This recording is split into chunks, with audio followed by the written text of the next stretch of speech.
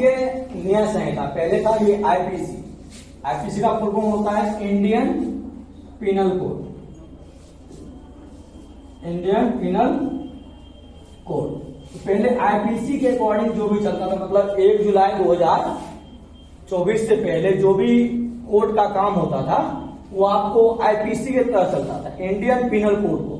अब वही आईपीसी को बदलकर बीएनएस कर दिया है। क्या कर दिया है? बीएनएस। अब क्यों किया गया है ये आपको हम बताएं। 420 जो धोखाधड़ी होता था, बहुत सारे ऐसे रूल्स एंड रेगुलेशंस हमारे धारा में दिया गया था जो जिससे जस्टिस मिल पाना बहुत ही ज्यादा कठिन हो जाता था, फ्लेक्सिबल नहीं होता था, बहुत कठिन हो जाता था।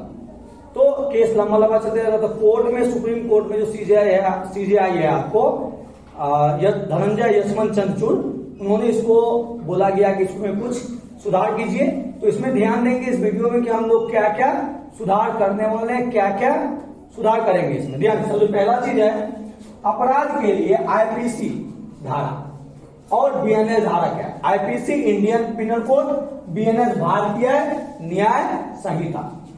तो सर मर्डर के लिए धारा 302 लगता था। मर्डर का मतलब क्या हुआ?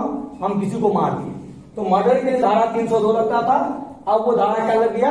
101 लग गया। अर्थात धारा 302 में जो था उसको क्या कर दिया गया? कुछ चेंज कर दिया गया। अब वहां पे क्या लगा दिया गया? धारा 101। उसके बाद है धोखाधड़ी।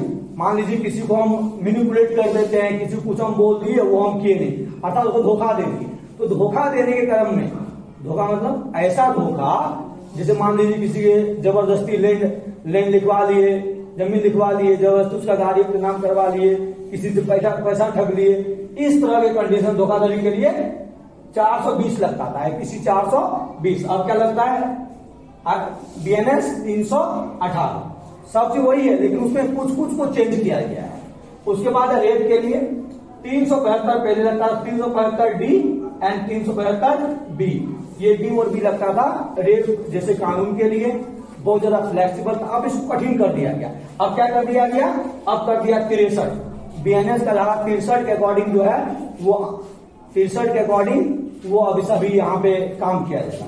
63 के अकॉर्डिंग क्या किया गया है? यदि नाबालिग के साथ में रेप होता है, इस कंडीशन में उसको डायरेक्ट फांसी की सजा है, इसके अलावा कोई प्रावधान नहीं है। यदि वो बालिग है, मतलब 18 साल से यदि वो ऊपर है, शादीशुदा है, 18 साल ऊपर, यदि उस कंडीशन में यदि उसके साथ में रेप या रेप करने की कोशिश की गई है या रेप करने के बाद मर्डर कर दिया गया है, तो उस कंडीशन में इसे क्या लगेगा? फांसी की सजा भी हो सकती है और 20 साल का जेल भी हो सकता है। उसके बाद आपको गैंगरेप में 376 डी लगाया गया, इसको बदल के 70 कर दिया गया। गैर कानूनी सभा, अब यहाँ पे गैर कानूनी सभा का मतलब क्या हुआ? जैसे बिना मतलब का सरकार से परमिशन नहीं लिए, थाना से परमिशन नहीं लिए और हम जुलूस निकाल दिए, सरकार के विरुद्ध हम सभा बना रहे हैं, सरकार गिराने की बात हम कर रहे हैं, कोई आपत्तिजनक बात कर रहे हैं जो हमारे सरकार के खिलाफ हो, तो इस कंडीशन में पहले लगता था धारा 141 और धारा 144। अब उसको क्या कर दिया गया? धारा 187 और धारा 189 कर दिया गया। उसके बाद है आपको दंगा करने के लिए जो कहीं पे धर्म के नाम पे मुठभेड़ हो जाता है, सियासी नाम पे मुठभेड़ हो जाता है, पॉलिटिक्स के नाम पे लड़ाई झगड़ा हो जाता है, कभी कभी बीजेपी आरजेडी हो जाता है, कांग्रेस बीएनपी हो जाता है, तरह तरह के जितने भी आपको अलग अलग प्रकार के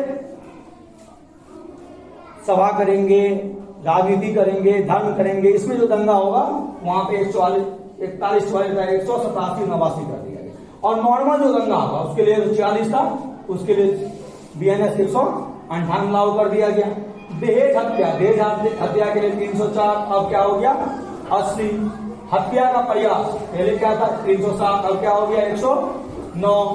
मानहानि, यदि मानहानि जैसी समस्या, यदि आप किसी पे दावा करते हैं, मानहानि की कोई घटना होती है, उसमें आपको 499 और क्या लगेगा? 356।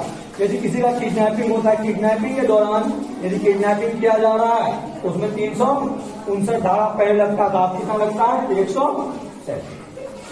इसको नोट कर लीजिएगा।